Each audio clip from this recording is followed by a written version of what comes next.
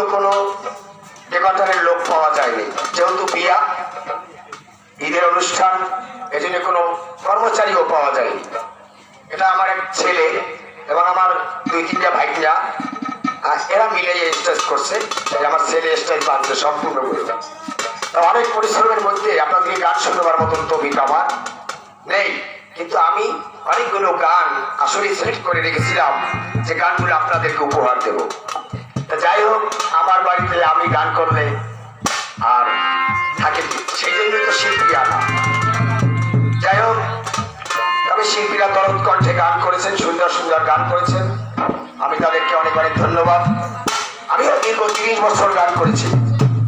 আমার সাথে অনেক ঢুলিয়ালা যারা মারা গেছে, কালু ঢুলি, মধু ঢুলি, মন্নান ঢুলি, নাকি শরীফ ভাই, আর ইনি ছিলেন আমার হারমোনিয়াম মাস্টার। এই একজন harmonium master, Amir Hossain doctor একজন harmonium master, Nesar harmonium master, Aziz Mallick আমার হারমোনিয়াম মাস্টার, ওই কাউনিয়া কাজীরহাটের আজিজ ময়াতি আমার হারমোনিয়াম মাস্টার।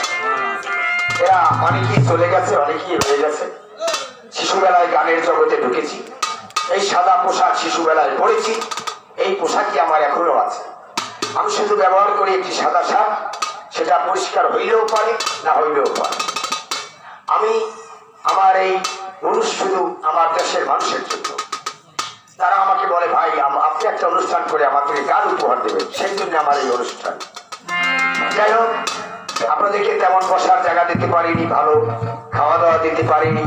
আমরা যেই কষ্ট করে আমার বাড়িতে এখনো একটা রাত্র, এখানের কথা না, আমি শত শত রাত্র জেগে থাকতে পারবো।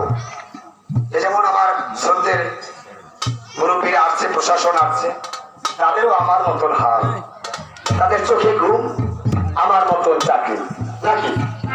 কিন্তু আমরা না ঘুমিয়ে পারো, কিন্তু গ্রামের মানুষ অত সহজ না। তাই যখন একটা রাত্রি থেকেছেন, এই মূল্য আমার দেওয়ার মতো কিছু নেই। যাই হোক, যদি আমার কাজের কথায় কোনো ব্যাপারে কোনো কষ্ট পেয়ে থাকেন, আপনারা আমাকে হয়তো ক্ষমা করে দেবেন। যেহেতু আমার তো অনেক বয়স হয়েছে, হয়তো দেখা যায় বাচ্চাদের মতো, কিন্তু বয়স তো হয়েছে, আপনারাই জানেন 50 বছরের উপরে আমার মালিকের দয়া, প্রায় 50, তা এখন আর পারি না। যাই হোক, আমি এখানে দাঁড়াইতাম না, শুধু আমার শ্রদ্ধের মুরব্বীরা আছে, তাদেরকে আমি ভাঙা কণ্ঠে গান শোনাতে চাই।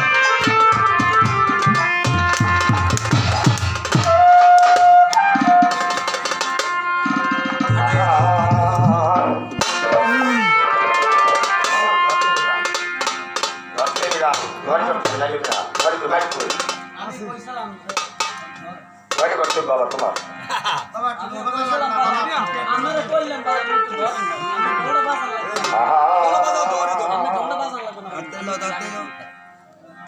ও বুঝিয়ে